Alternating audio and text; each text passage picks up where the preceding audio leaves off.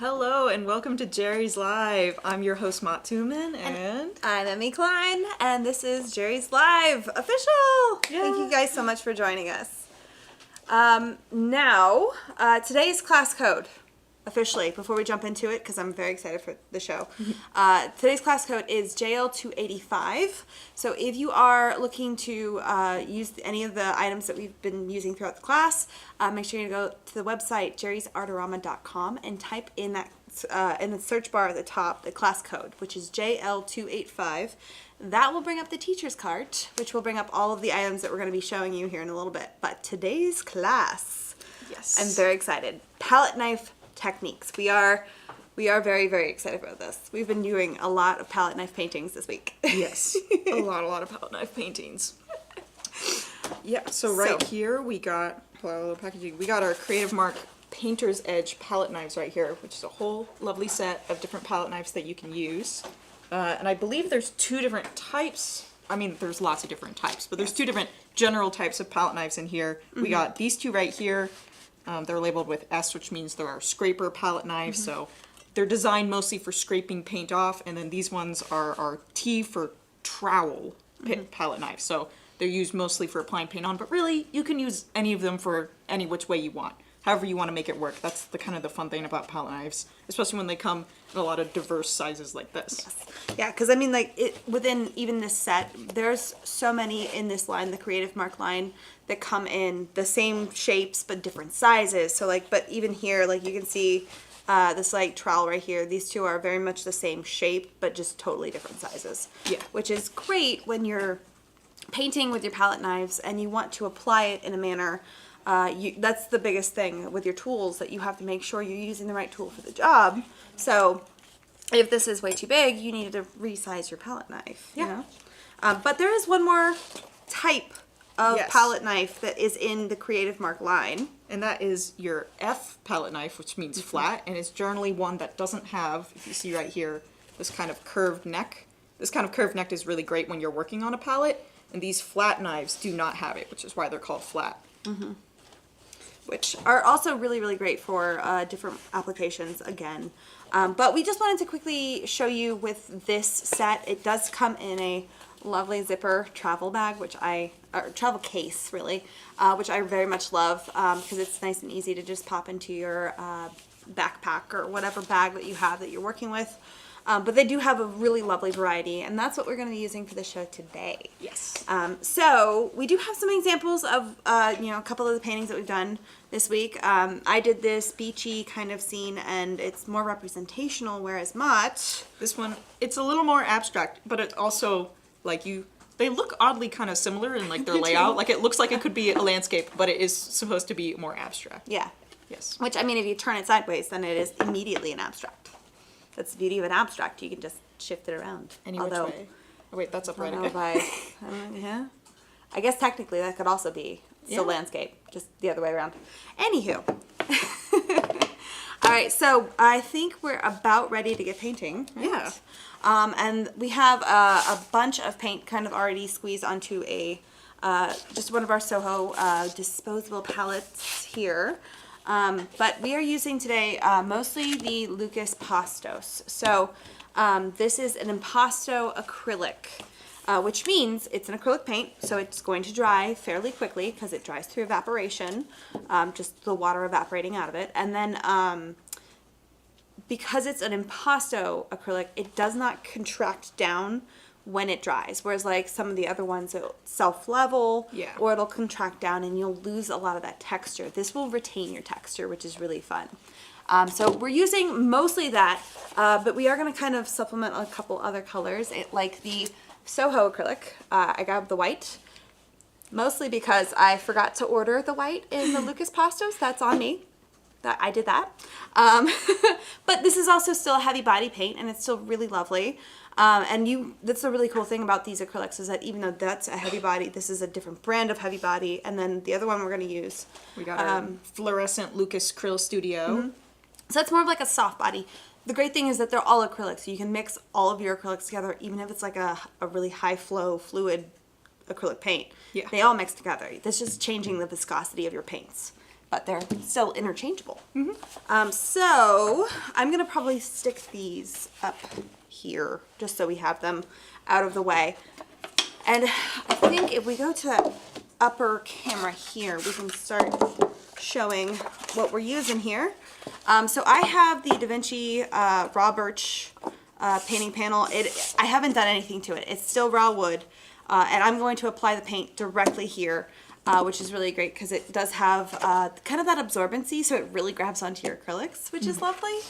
And then you have the medium texture, right? I have the medium texture gessoed panel, so as you can see, it has a thin layer of gesso over it, but one thing to note whenever you're doing impasto painting is you want to have some kind of thick panel or heavyweight canvas when you're working with impasto, because if you're using just like a regular sheet of canvas or something like that, or a lightweight canvas, it's gonna get weighed down by these really thick paints. So that's something to keep in mind and why we're using panels. So that's, if you ever have a lot of like heavy impasto on your paints and like over time, like that surface will kind of start to sag just a little bit, that's what we're talking about. So that's why we're both using the panels. But they're also really lovely for palette knife paintings because it's a nice solid surface for you to kind of work on with the palette knives. I don't know, it just kind of feels more sturdy. Yes, I love panels. So here's actually, I guess we can probably give you a better view of the palette knives that we have working with here.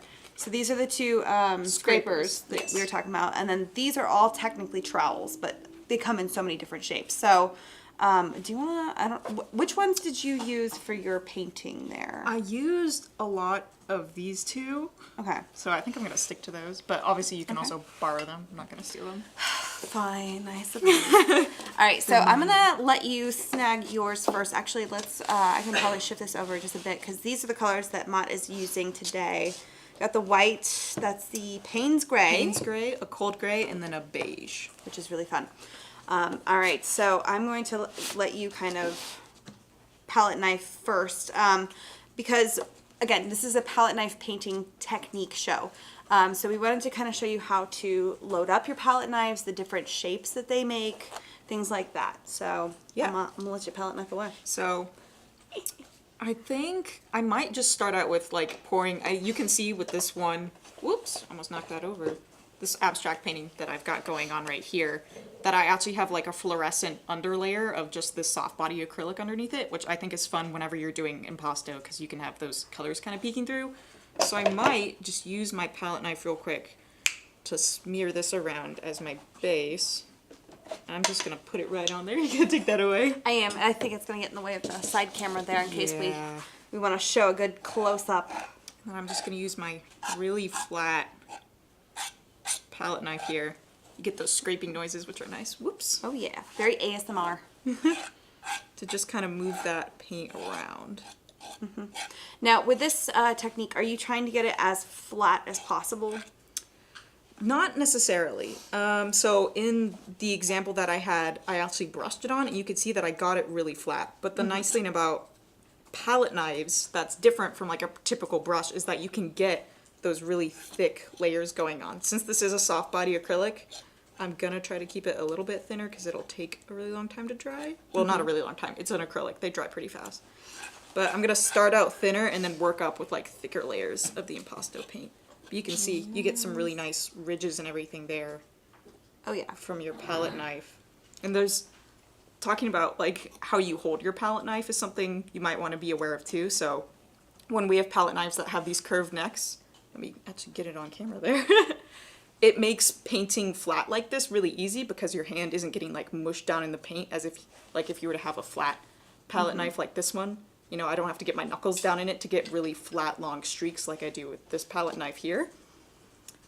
But if I were to use this on like a canvas, right, if I was standing upright with an easel and using this on the canvas, I might actually want to hold it more like this here. Upright. I'm trying to, yeah, more upright like this with like my fingers maybe closer to the edge of my palette knife rather than like chunking up on the handle like I am right now since I'm painting flat. Yeah. So I'm just going to keep laying down this fluorescent. That's such a fun color. I love it. I think the camera's vibrating with all the bright, vibrant color. Yeah, and I have a little rag here. The other great thing about, if we can go back to the overhead, The other great thing about palette knives is that you can just wipe them off. And then you are ready to continue with the colors. Yeah. It's so pretty. Oh my gosh. So, would you normally let that dry and then go on top of it? Yes, I normally would. For the sake of the show right now, I think I'm gonna start mixing them on top, and you'll see the fluorescent is gonna mix with what other colors I put on top. But for the one I showed previously, and you know, normally when I'm working on my own and I have all the time in the world, I would probably let this layer completely dry and then layer again. That's one of the lovely things about Impasto is the layering that you can get is... Oh yes, you can get quite a lot of thick layers. And actually, I wanted to quickly show you how thick that you can get because, all right, so when we were preparing for the show, I was going through the paints and because some of these have been just in the studio for a long time. Yes. I mean, we have paint here ready to be used and, you know, in the daily job. And unfortunately, sometimes when we use them for cameras, videos, things like that, they just kind of sit here. So when that happens, sometimes the acrylics do kind of go bad and start to cure in the tubes. Now that's going to happen because the paint that I'm talking about right here, and yes, we shoved googly eyes in there, and it shakes like a maraca, which is so much fun. But this is an entire tube of paint. The reason why is because it did start to cure in the tube, but I think it's been here for like 10 years. This is another reminder that your art supplies are not precious. Use them because it, like, I don't know if you can see, but there's like some weird funky texture. Like it started to cure in the tube and it was getting a little like gummy. So we were like, well, either it's trash or we can just squeeze out the whole thing. But like you can see how thick this is. Like it's cured. Like it's a solid rock of paint.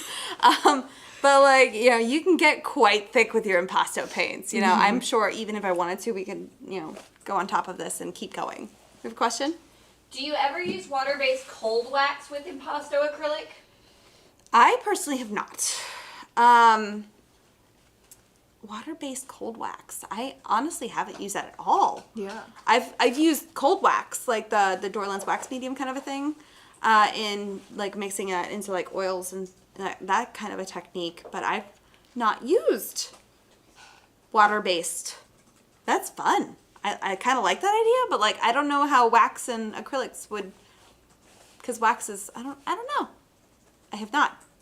But I'm definitely going to be going through we're going to both go through the comments and everything, and we'll be looking for that comment because I want to see what you have to say about it. Yeah. You know? Oof, look at that. That's yes. the Payne's gray, which pulls more blue. I love that color. It looks like almost black on the camera compared to the fluorescence right now, but it is just a hint of blue. And whoops, knocking things over. One thing you want to know when you're working with a palette knife is how you pick up the paint on your palette knife. All I'm doing right here is I'm using the very bottom of it to just kind of scoop side to side like that so I can get a good chunk of paint on there as opposed to like trying to scoop it with the top of your palette knife right here. And that's, like I was talking about that earlier with Mott. When you're scooping it, if you do scoop and get it on the top here, the problem being is that then to apply it, you have to flip it. Yeah. And now with that kind of neck, you're now putting your fingers into the paint. So if you flip it and then you scoop with the back side of that palette knife, that's a really good way of loading it up. I'm just going to start layering. One thing to keep in mind if you're in a time constraint or you just are impatient, you don't want to wait for that layer to dry, or if you don't care if it does, the way I'm laying this paint down so that it doesn't mix with that fluorescent layer is that I'm getting a lot of really thick paint and I'm layering it down very gently just so that it doesn't start mixing with the other layer. I'm just laying it thick enough where it's going to sit right on top of that fluorescent. You could see a little bit how it started mixing in right there, but for the most part, it's kind of standing on its own. It's not mixing too much. Yeah. So. And a lot less kind of almost like brush strokes, but with your palette knife. Yeah. The more brush strokes you put in, the more they're going to try to mix together because you're moving it around on your actual canvas. And so if you lay it down and you don't mess with it, it's going to sit on top. But it's still acrylic. Acrylic wants to stick with acrylic. Even if you let that first layer dry, it's going to want to really fuse to it and adhere to it. So you're not going to have any adhesion issues or anything like that. So Mott just again, easy wiper, cleaned off the palette knife, nice and easy. Now, while you're doing that, I wanted to show you guys one of my favorite palette knives that I adore. This is the T35. So again, it's still a trowel. It's still got that nice shape that's going to kind of hold it up off the canvas for where your hand is.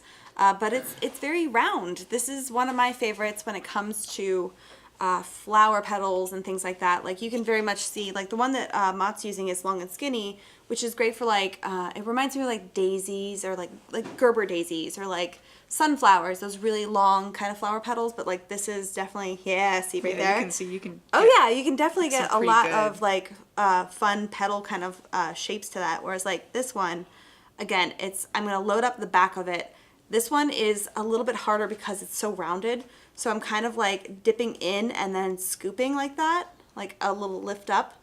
And then as I put this down, I'm going to place right here first and then push forward. And you can get really fun, like almost like little dabs. And you can play with that. You have a question? We do. We have these beautiful thick impasto paints. Mm-hmm. Can you mix them with other mediums like a gloss medium or a matte medium? Of course. Yeah. You can mix any of your acrylics with any kind of acrylic-based medium. Just remember that's going to shift the viscosity of your paints. So if you mix a more fluid kind of medium in with your paints here, you are going to get a more fluid paint. You are also going to change the opacity of it. So like the white being an incredibly opaque paint, you're going to have that opacity drop down a little bit because you're now kind of pulling the particles of that pigment further apart and filling it in like the inner spaces with more medium. So it's going to have more of a transparency to it, but it's still an incredibly opaque paint. So it's going to take a lot of medium to get that to be very transparent. Yeah. You know, you're going to have quite a long way to go if you mix that in. Now, I'm going to actually shift this over a little bit and get started on mine because I want to paint too. Yeah. But the one that I was working on with the beach scene. So the way that I laid the color down on mine was much like how Mott started, but as you can see, my background has a gradient. And I wanted to show you guys kind of how to achieve that with a palette knife. So mine, I'm going to use a much larger trowel. Because my palette, or my canvas, my panel, that's the word I'm looking for, panel. Sorry, I just struggled really hard there. My panel is much larger, so just like Mott's using a smaller palette knife because, you know, the panel is smaller, mine's bigger. I need a bigger palette knife. Proper tools for the proper job, because if I try to cover the whole thing with this tiny little palette knife, I can do it, yes. It's going to take me a lot longer and it's going to get a lot more streakier and choppier than I want it to be. So before I start with my gradient, I first start with the colors that I need. So when it comes to the gradient, you can see where right here I have this, what is that blue? The King's Blue?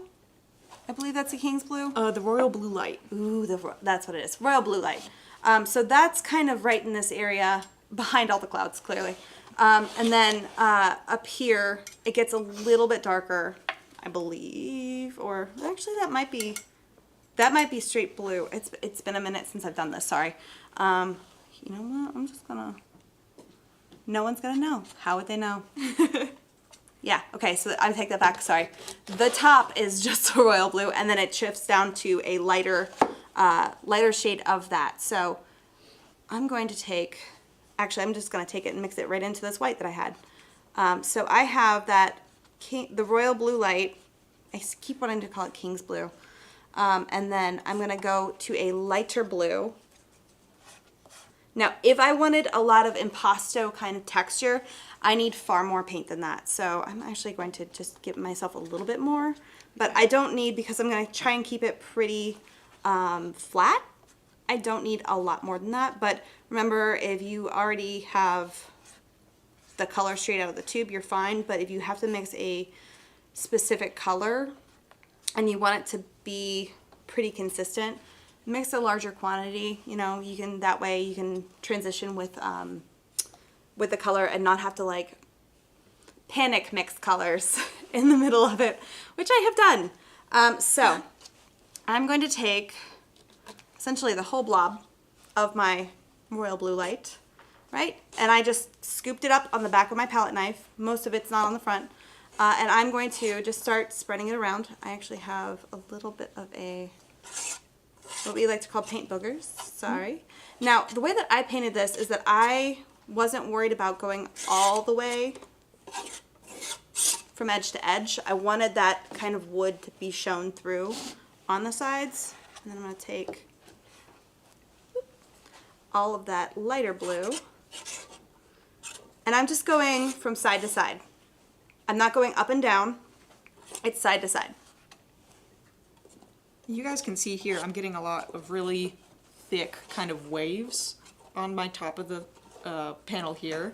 And the way I'm doing that is the same way that I'm scooping up paint, essentially, where I'm just kind of shifting things very gently side to side with my wrist rather than like just smearing it on top. It really is like when you're using your palette knives, it really is about dexterity and you just like moving your fingers in a slight way that's going to give you those creative shapes like your waves and your petals and everything. Oh, for sure. And as you can see here, I was just doing exactly what Mont was saying. I'm very gently rotating my palette knife, going side to side. I'm working slightly up and then I'm working slightly back down. And that is what's going to give me that nice, it's not the perfect transition. I don't want perfect transition. I want kind of the streaks to be going through. But I need to go through and get my light orange. Again, this is what I was talking about, that like panic mix.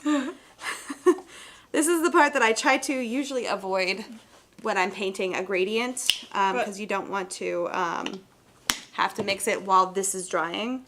Yeah, but as something that's really great about palette knives that's a little bit different than brushes is that when you're mixing paint like she is right here and you still see a little bit like of that marbling effect happening, palette knives do a really good job of picking that up and putting it down on the canvas. Whereas your brush fibers are going to mix it a little bit more as you're smearing it down. Your palette knife can just move it down onto the panel really easily, and you can get really nice marbling textures using these. So like maybe you don't want an absolutely perfect gradient because maybe you want those extra nice little marbly textures throughout your whole thing. Oh yes. Now I also kind of forgot the yellow. Not gonna lie, kind of forgot the yellow, which is okay. And I'm not gonna steal your white. You're not gonna steal my white? No, I'll let you have that.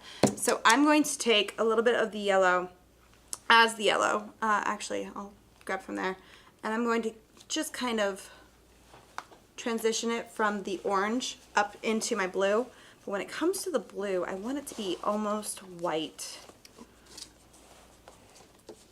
Right? It's like a really light kind of almost beige.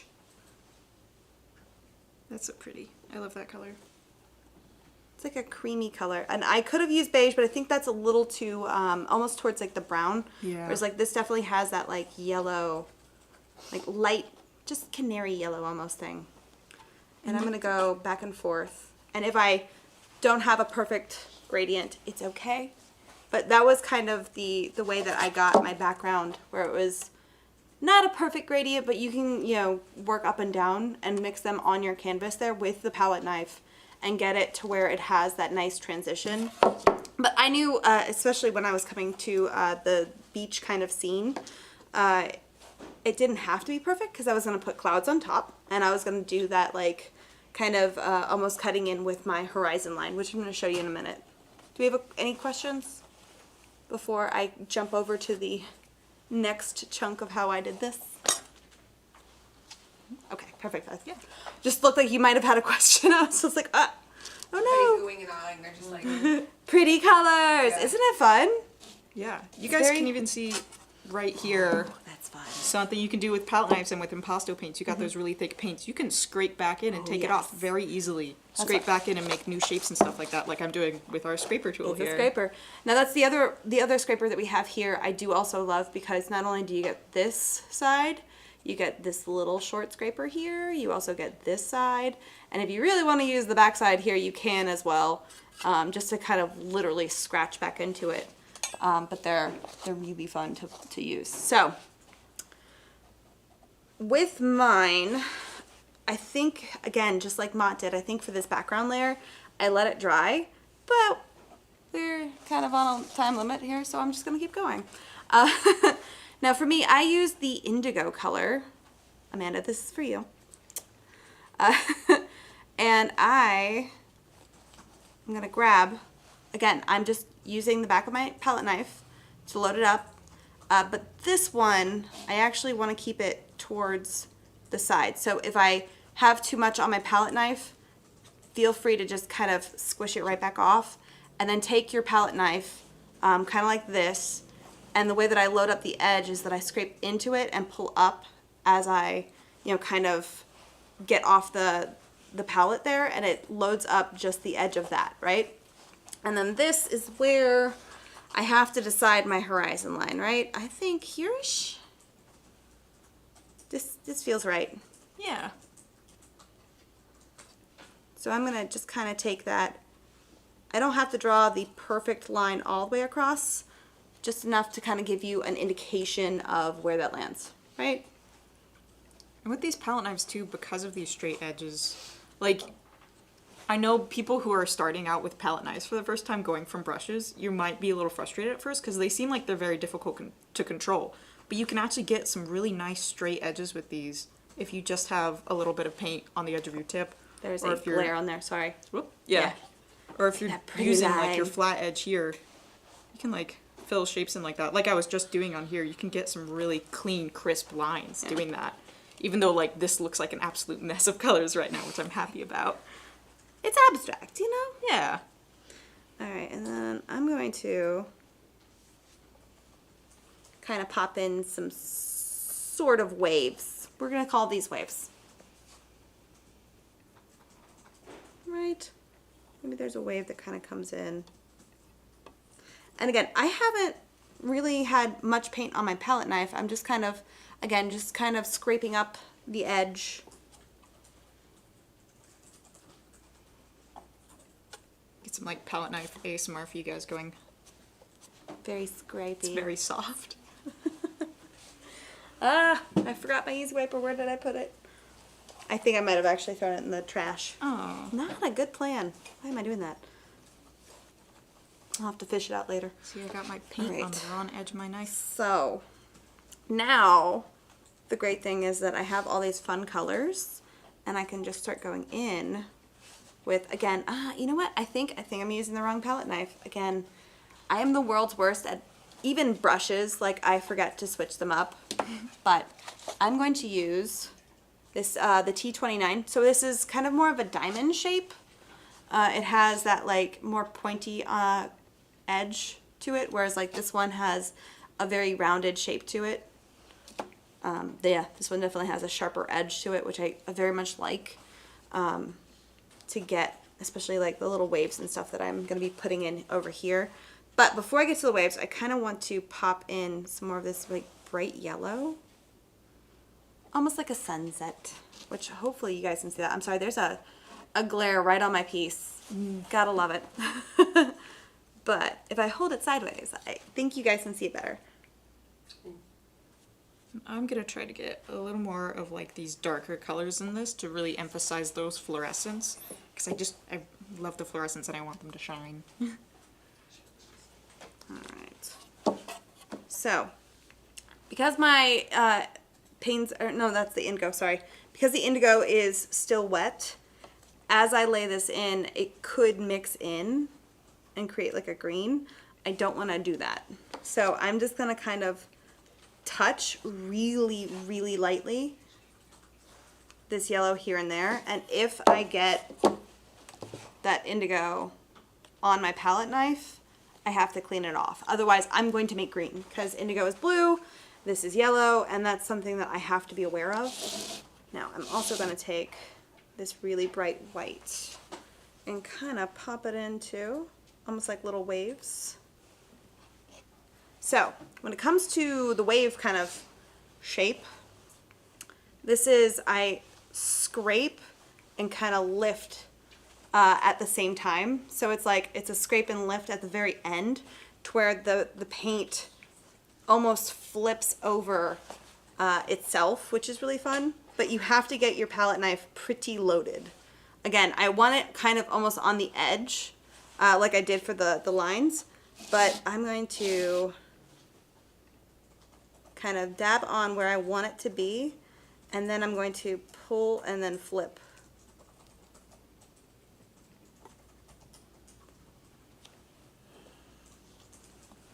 And if it's not quite loaded up enough, I can, again, pull my paint off of there and then load it up with the same paint that I just had. You guys can see too, I'm getting a lot of crazy textures worked in here because I've been going like over and over this again. If you're unhappy with the textures, scrape it off.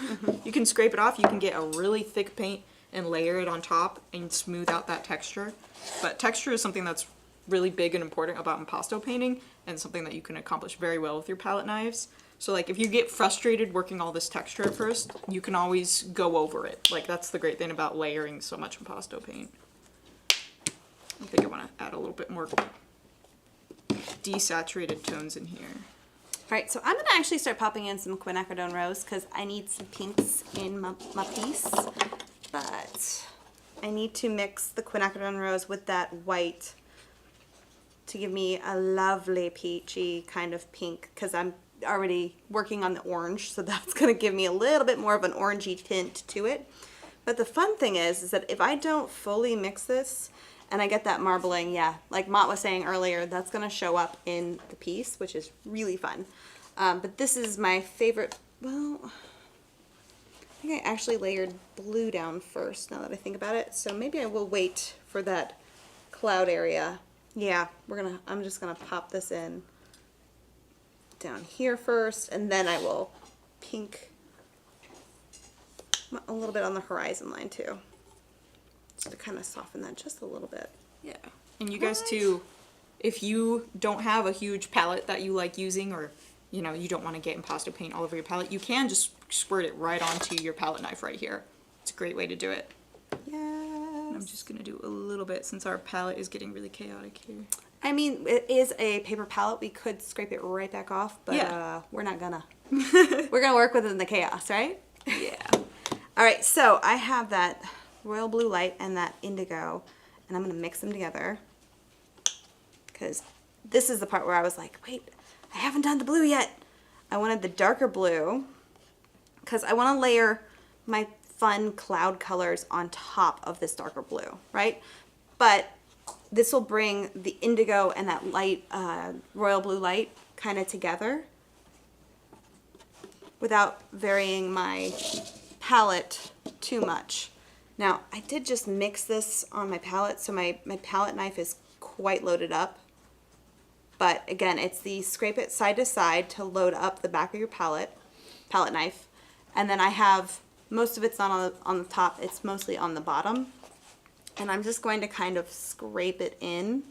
Now, with the, it looks like a bird. Sorry. I got distracted. With the background, I went side to side, right? With this one, I'm going to go in all different directions. So, sorry, bird, you're not staying, but Oh, it's okay. goodbye, bird. Goodbye, bird. But I'm just going to, and I'm kind of almost like dabbing and like wiggling my hand around like a little bit chaotic because I want it to not appear like a pattern or like very intentional. I want it to appear kind of all over the place. And remember that clouds can also kind of feather off into weird kind of shapes.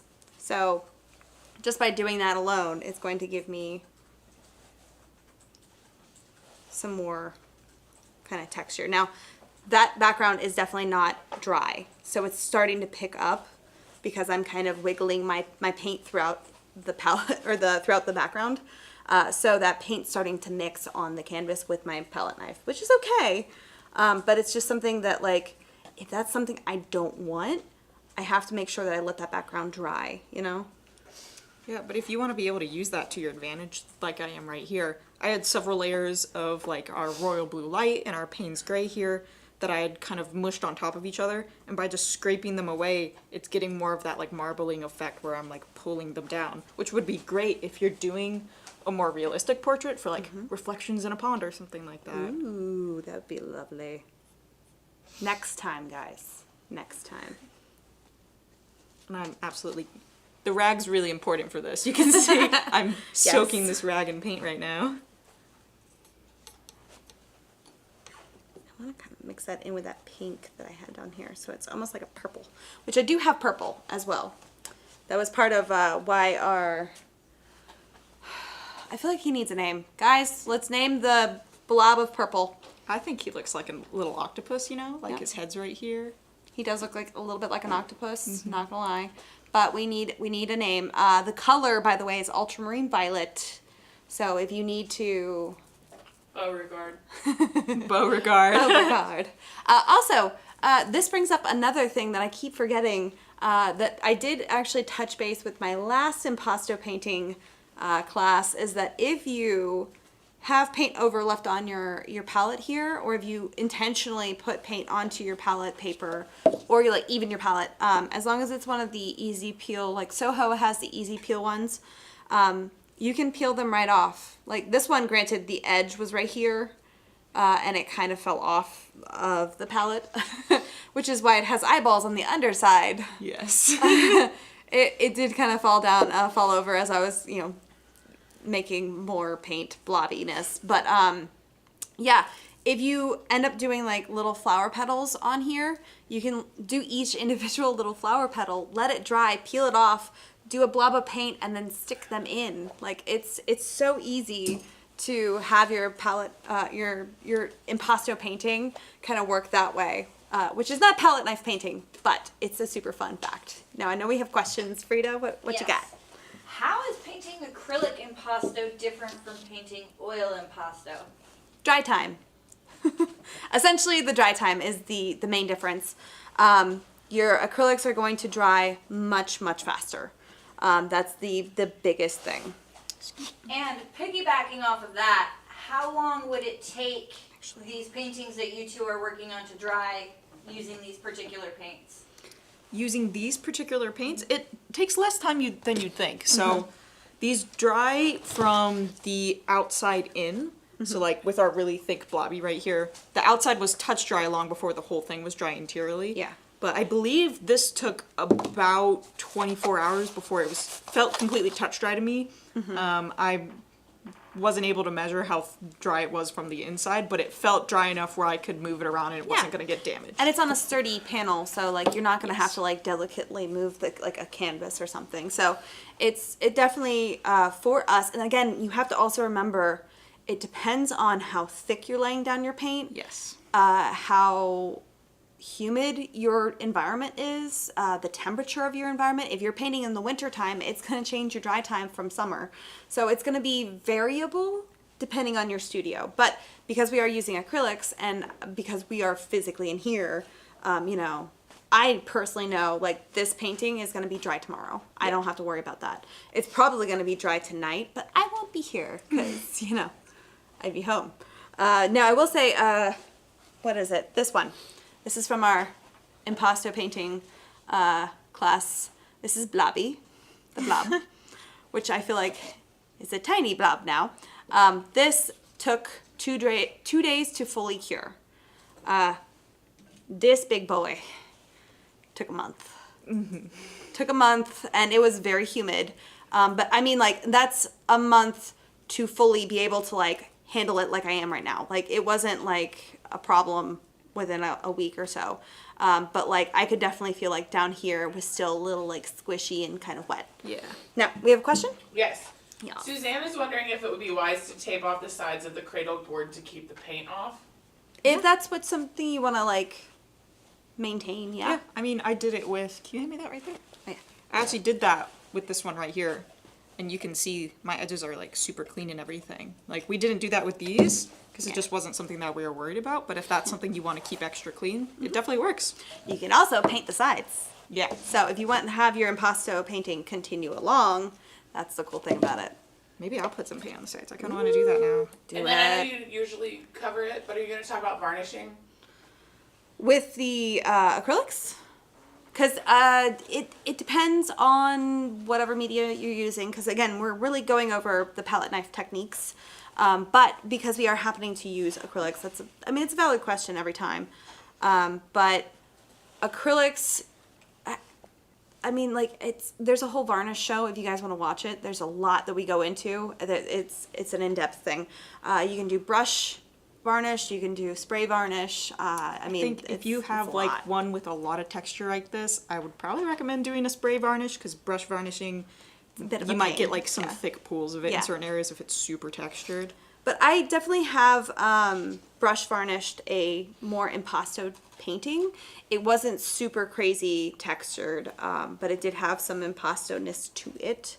And that one definitely, I had some pooling, but the varnish that I was using didn't have any kind of like a mattifying agent in it. It was glossy.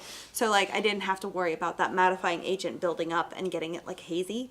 That's the biggest thing. But again, that depends on the kind of finish. That's the word I was looking for. Finish that you end up using. I like painting the sides. I hadn't even actually thought about that, doing that with impasto. Now, it's just remember not to paint yourself in a corner. Yes, because I'm holding the other side of this, so I'd probably want to wait for a side to dry, otherwise I'd just be hooking on. Yeah, and again, if you have like a custom color or something, you can very much easily pop it into like a little, what are the double take palette cups? They're nice and sealed. It'll keep your acrylics wet for a very long time. I think I'm gonna paint a whole side of this. Has really gotten out of hand, my piece here. We're just having some messy paint time over here. Yes! I'm just gonna squirt this right on the edge of my panel. Now, I'm going to actually switch back over to I'm gonna not hoard that palette knife, sorry. I'm gonna switch back over to this pink with my diamond shaped. And I think you touched on this briefly, but as we were talking about earlier with leaving your impasto paint on the canvas to dry, you can then take it, as Emmy has a lot of them here. Oh yeah. And keep them in a jar, keep them in something, and then insert them into your painting whenever you would like to, if you want to add a little bit more texture or fun shape to it.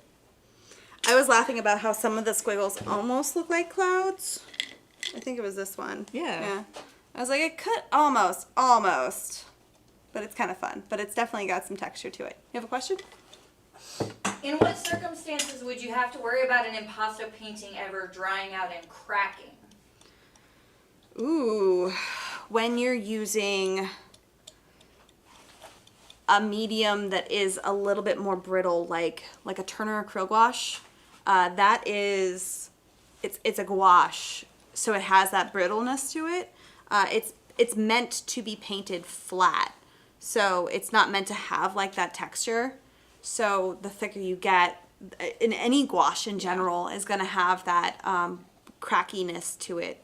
So I would just say, like, if it's a medium that is meant to be made flat, that's going to be something that I would say. And we are working with Pastos paint that is specifically made for doing impasto paintings, but you can paint impastos with other types of paints. Like you can do, it's gonna like, most paints that aren't specifically made for it are gonna level out to some extent, and you're gonna lose some of your texture, which is something to keep in mind. But there also is impasto mediums that you can mix in with your other acrylic paints to make them more thick like this. But like, as Emmy said, if you were to mix that in with like a gouache, it might not work the best. Yeah. Also, fun fact, speaking of mix-ins, with the oils, I know that like everyone would imagine having an impasto painting with oils would take 90 million years to dry. But there are a lot of things that you can mix in that are like the Lucas has a painting butter that is meant to make your oil paints impasto, where it will kind of retain that texture, but it also dries it faster. So you're going to have your oil paints dry a lot faster than they would if you just went with straight oil paint. Also, you're not burning through your oil paints at that point too. Yeah. So it's just something to kind of keep in mind, which is really fun. So I think I need a little bit more of this orange, because orange and pink are like one of my favorite kind of mixes. Like, look at this color. Ugh, love it. Makes me happy. I'm doing a little bit of optical mixing because I have a lot of my really strong fluorescent. This is actually a fluorescent red, though it comes off as very orange, that I'm mixing in with this light blue, and you can kind of see that they're optically mixing to the point where in some areas that blue looks really desaturated. But I kind of like it because it kind of gets that really intense streakiness in some areas where that fluorescent is actually coming through. Mm-hmm. Now, something that I just started to do, and I realized I was doing it, and I wanted to stop and let you guys kind of see why. So I had my palette knife pretty loaded up, right? I'm kind of mostly getting a lot of it off and getting it just slightly loaded. The reason why is because I wanted more of those like floaty clouds that kind of start almost like a barely there kind of thing.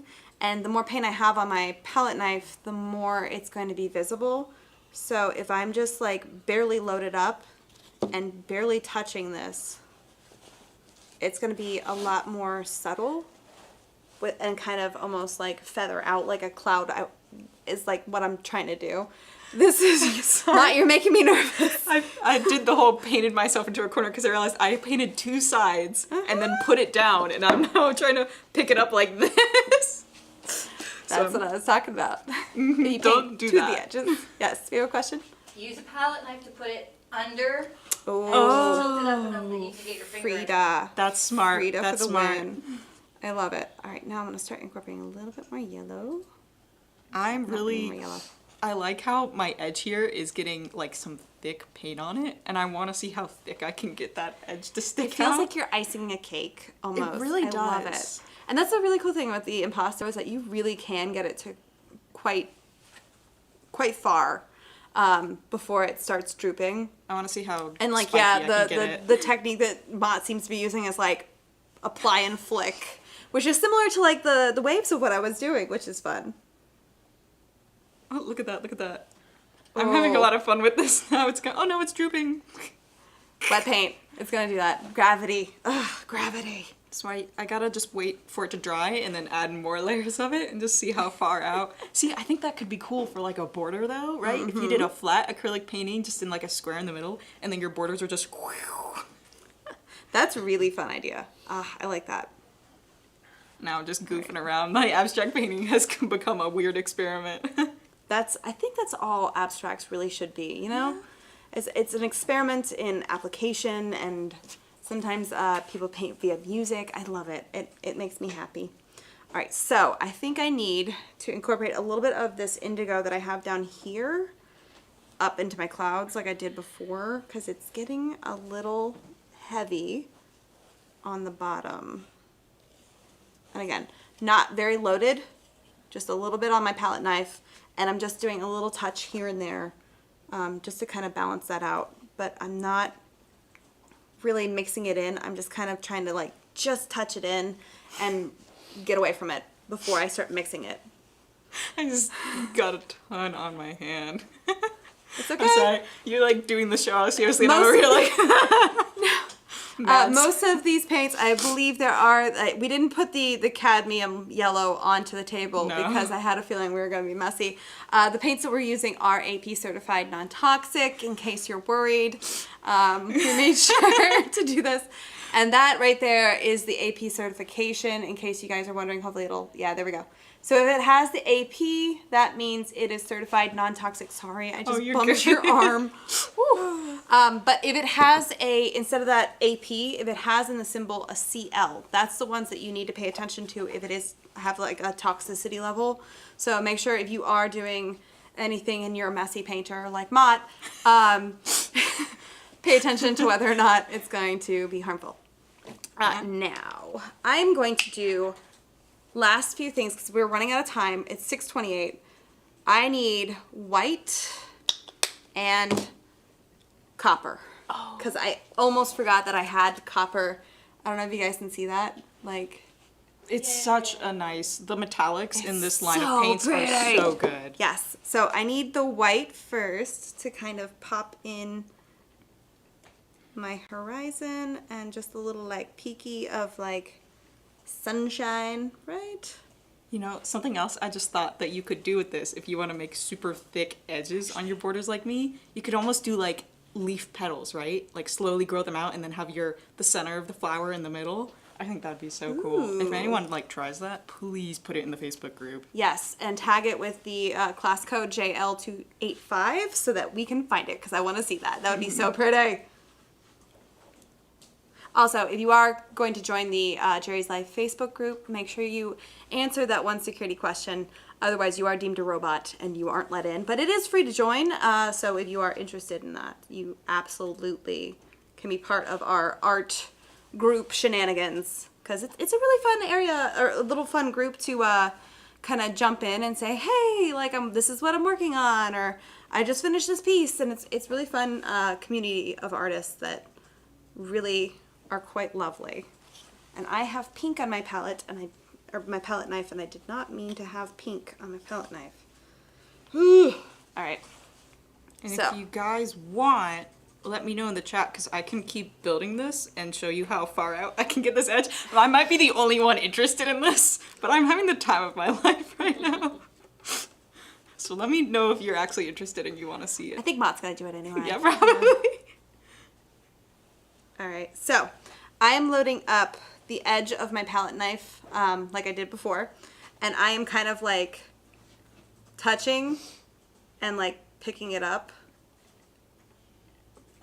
and it's giving me these really fun, thick, kind of almost wave. Like this peak right here is so thick. I'm afraid to like pick it up and show you guys, but I don't know if you guys can see how much that's sticking off the canvas. It's so fun. All right, so I just got paint in my hand. It's not the first time. All right. So, all right, now I need copper. And then I think I am done. And if you guys have any questions before we jump off of here, you know, I'm gonna start using my, this is why we have aprons too.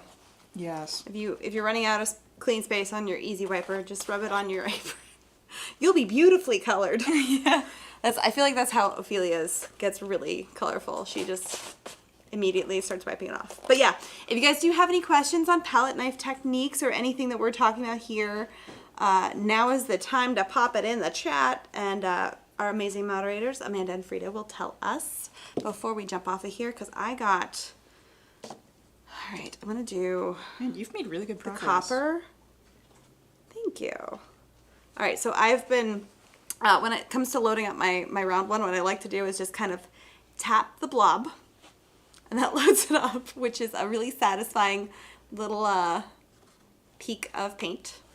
And now I just got to pop in the copper, which is not as pretty as it is once it's dry, when it's wet, because that acrylic polymer is kind of making it look a little milky. But once it's dry, it has that, like, the shimmer is where it's at. I love it. Obsessed. I feel like I'm just getting more and more paint somehow. Do it. It's going everywhere. I don't know where it's coming from now. I think it's even on the bottom now. Yeah. It's okay. Paint the bottom of your canvas, right? All right. Little blob here. Ooh. Question. Yes. If someone were to start with 1 or 2 palette knives, which ones would you recommend to start with? Ooh. I think we have a pack of 5 basics, which are amazing. So I believe that gives you like the T10. I think I don't know if it gives you the T35. It gives you 5 of your like the solid basic trowel shapes, and I believe this scraper. So that is a very affordable beginner pack, and you get 5 of them. And because you're getting 5 of them, it's also, I believe, discounted, which is great. So, But like the great thing about palette knives too is like if you just see one that you think looks really cool and you think would work with your style, like go for it, right? Yeah. Because these palette knives, as like crazy different shapes as they can be, they can work really well. They're super versatile for a lot of things, even if they're circle or they're like this. You can get them to do a lot of what you want. So I recommend like go crazy and find some crazy shapes. Go crazy. Yeah, no, that's the great thing is like even if you're not palette knife painting, if you're mixing your paints together, that's going to save your brushes. You know, and that's something that's not even related to painting with your palette knife. But honestly, I can't tell you how many times I use a palette knife in a day. Like, my keyboard it's a wireless keyboard, and it has, because it's an Apple keyboard, it has a place where the batteries go. I use a palette knife to open it up because it's almost like a little screw thing. Do you like, really? I use a palette knife for everything. If I need to clean off my palette, like my glass palette, and I just don't have my my razor blade scraper, I just take this and just scrape that down. Like, I use it to clean, I use it to paint, I use it to spackle the holes in my wall when I move, you know. They're really handy. They're very versatile. Yeah. I use them for a lot of things that you're not supposed to use them for. Now, granted, once I use for art supplies, like, don't use it for, like, things that, like, food or anything, you know? Oh, yeah, don't get them mixed up with if you're a baker, don't get them mixed up with your baking palette knives. Yeah. Don't decorate cupcakes with them after you use them for art supplies. Art supplies are art supplies, and that's that. I'm just gonna get a little copper on my my thing there. Yeah. All right, I think I'm calling it. I think I'm done. I love how textured that's getting. It's so great. I want to keep like having you keep going. I also want it to like just almost vortex back out. I don't know if you guys can see this. I'm gonna raise it up a little bit. But like the texture I'm getting on the edge of this is getting kind of crazy. That's so fun though. But that's the great thing is that like once you let this dry, because that'll be dry probably tomorrow. Yeah. Because it's not super thick. I know it's very thick, but it's not like this thick. Yes. So that will probably be, it'll definitely be touch dry tomorrow. It might have a little bit on the inside on the super thick areas over here. That might be slightly squishy, but you can immediately go back on and start working on it with, you know, your palette knife some more. And then start painting on top. Just gonna make it come out like this. All right. Definitely everyone tell us whether or not you want to see how far we can make that go. Because I know Mott's going to keep going. Yeah. Oh, they've already said, please put it in the group. Yes. Oh, yes. Oh my God, I love it. Mott's excited. Oh my gosh. All right. Any last minute questions? I think we're good. But that was our show, guys. I hope you had fun. You are going to need a Soho wipe. Yeah, probably. A reminder of our teacher's cart. If you want to find any of the products that we use here today, you want to go onto JerrysArtarama.com and type in our class code JL285 into the search bar, and it'll show our teacher's cart where all of this is, so you can locate it all. If you try and post in the Jerry's Live Facebook group, as we mentioned before, make sure you answer the security question. Otherwise, we will deem you a robot, and we're not going to let you into the group. So if you really want in, make sure you answer it. Yes. Next week's show topic is going to be... Mott! Mott is going to be here without me. But, Yes. oh, I just put paint on my arm. Okay, now I need a Soho wipe. We're both just... Louise. I did put it on my apron. Yes, no, Mott's going to be here and doing glitch art, which is so cool. I've seen the painting. I cannot tell you how excited I am about this. I mean, I'm going to be watching, so I'm stoked. It's a really cool class, guys. So definitely join us. Yes. So, all right, you probably need to put that. Just going to carry it. There we go. All right. Thank you guys for watching. We'll see you later.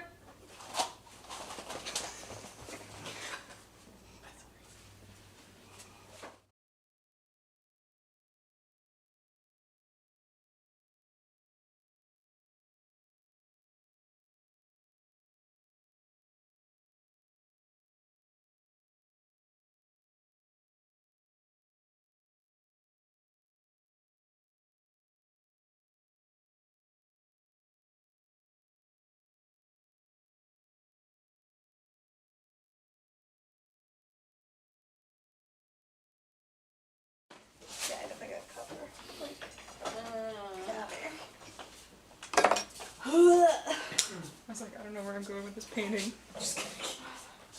I got a little carried